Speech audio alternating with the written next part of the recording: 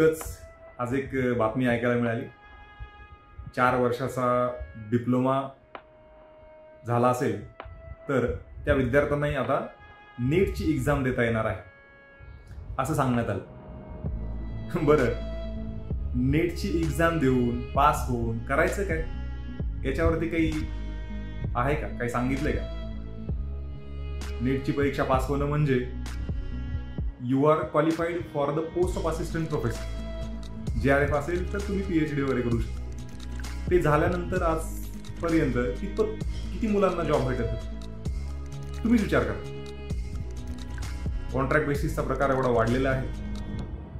त्यात तुम्हाला कुठल्या तरी कॉलेजवरती 20-22 हजारावरती नोकरी करायला लागते. एवढे वर्ष तुम्ही शिक्षण घ्यायचं, मास्टर डिग्री घ्यायची, सेटनेट करायचं, त्यानंतरही जर तुम्हाला कॉन्ट्रॅक्ट बेसिसवरती 20-22 हजाराच्या पगारावरती जर काम करावं लागत असेल, एकंदरीत आजूबाजूची आणि सगळीच महागाई बघता हा पगार किती तोकडा आहे ते तुम्हाला लक्षात येईल. शासनाचं जे धोरण आहे मागच्या अनेक वर्षापासून आपण बघतोय, ज्या अनुदानित तत्वावरील जागा आहेत प्राध्यापकांच्या त्या किती भरल्या जात आहेत, तसेच जेव्हा त्या भरल्या जातात कशा पद्धतीने भरल्या जातात आपल्या सगळ्यांना माहिती आहे. कारण सर्वसामान्य घरातून आलेले विद्यार्थी अभ्यास करू शकतात, परीक्षा पास होऊ शकतात. मात्र मुलाखतीच्या नावाखाली ते विद्यार्थी बाकी कुठल्या गोष्टी जर मागणी झाली त्यांच्याकडे तर त्या नाही करू शकत, कारण ते सर्वसामान्यांच्या आवाक्याच्या बाहेरचं आहे. अनेकांना प्राध्यापकाचा जॉब चांगला वाटतो कारण 3-4 तास तुम्हाला शिकवायचे आहेत, बाकीचा वेळ तुम्हाला व्यक्तिगत भेटत असतो. याच्या आधीही खूप वेळा यावरती बोललोय आणि इथून पुढेही बोलत राहणार आहे. ते म्हणजे तुम्ही प्राध्यापक भरती सुरू करा. ती भरती विशेषतः राज्यस्तरावरती MPSC मधून आणि केंद्र स्तरावर ज्या पोस्ट असतील त्या UPSCच्या माध्यमातून तुम्ही प्राध्यापकांच्या मुलाखती घ्या. सेट नेट पास झालेल्या उमेदवारांना डायरेक्ट मुलाखतीला बोलवा आणि आयोगामध्ये काही सदस्यांची संख्या वाढवून त्यांच्या माध्यमातून तुम्ही परीक्षा घ्या. त्यानंतर मग बघा कोणते विद्यार्थी त्यामध्ये निवडले जातात आणि कोणते नाही.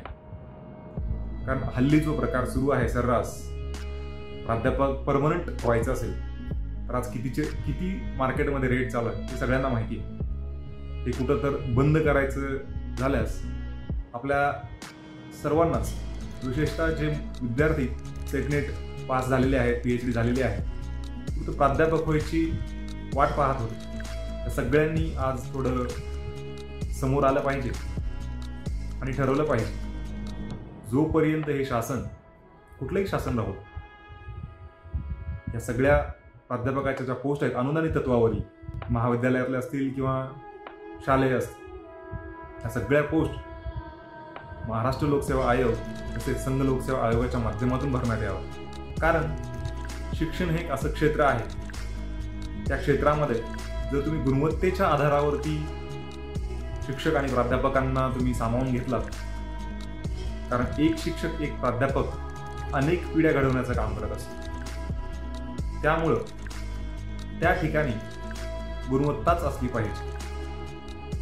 म्हणून शासनानं सेट नेट परीक्षेच्या माध्यमातून तुमचं त्या विषयाचं जे ज्ञान आहे त्यामध्ये तुम्ही क्वालिफाय होता, त्यानंतर मुलाखत असते. तर मुलाखतीमध्ये तुमची जी पर्सनॅलिटी आहे, पर्सनॅलिटी टेस्ट असते, ती त्या जॉबसाठी सुटेबल आहे की नाही हे एवढंच बघणं अपेक्षित असतं. तर तुम्ही परीक्षा तर आधीच पास केलेला, स्पर्धेमुळं त्या ठिकाणी निवड करण्यावर मर्यादा असतात. मुलाखतीमध्ये जो अधिक चांगल्या पद्धतीनं तो जो प्रेझेंट करेल त्या मुलांना अप्पर एज मिळत असतं, मिळालं पाहिजे. तर त्याच ठिकाणी जी आज पद्धत सुरू आहे प्राध्यापक भरतीची, त्या पद्धतीनं जर आपण गेलो तर एखाद्या सर्वसामान्य विद्यार्थ्याला त्याची परमनंट जागेसाठी निवड होईल.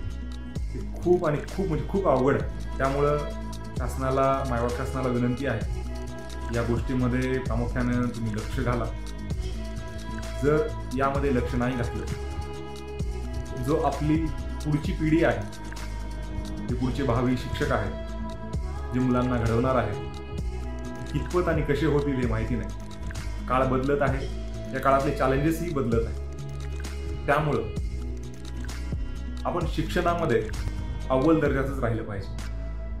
शिक्षण देण्यामध्ये आणि शिक्षण जे घेतोय आपण, हे शिक्षण देणारे आहेत तेही अतिशय हुशार आणि चांगल्या पद्धतीचे स्किल्स असलेले व्यक्ती त्या ठिकाणी पदावर पाहिजे, तरच मुलांना त्याचा फायदा होईल.